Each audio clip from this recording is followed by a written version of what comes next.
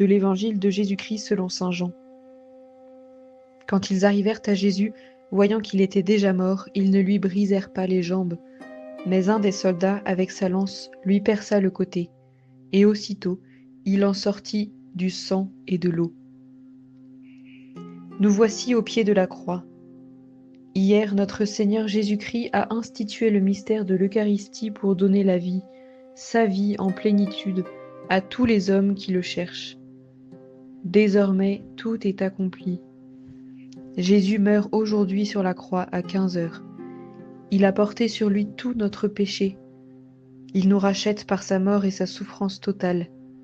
Il nous donne la vie qui jaillit de son cœur brûlant d'amour, l'eau et le sang de sa miséricorde qui jaillissent de son côté transpercé pour nous. Ce mystère ineffable de la miséricorde, le Christ n'a cessé de nous le révéler et de nous ouvrir à sa compréhension par son Église au fil des âges.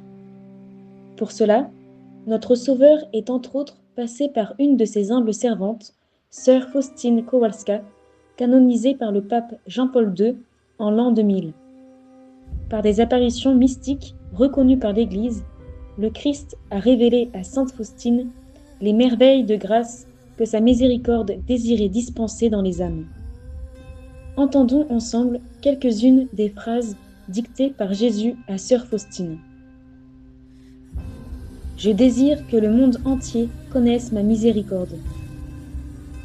Parle au monde entier de ma bonté et ainsi tu consoleras mon cœur. Aujourd'hui, je t'envoie vers toute l'humanité avec ma miséricorde. Je ne veux pas punir l'humanité endolorie, mais je désire la guérir en l'étreignant sur mon cœur miséricordieux. Avant le jour de la justice, j'envoie le jour de la miséricorde.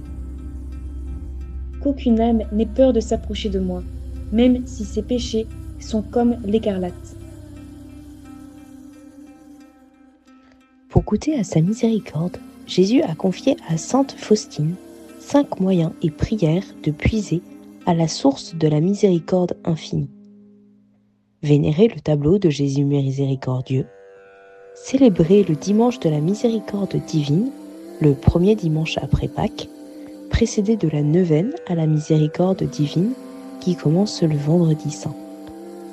Réciter le chapelet à la miséricorde divine, honorer l'heure de la miséricorde divine à 15 heures en pensant à la passion du Seigneur et au cœur de Jésus transpercé par la lance. Enfin, propager le message de la miséricorde divine.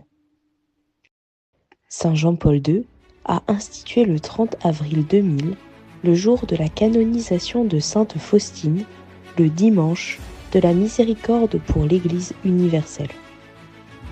En communion avec les catholiques du monde entier, prions nous aussi cette neuvaine dès aujourd'hui et venons nous abreuver à la source d'eau vive.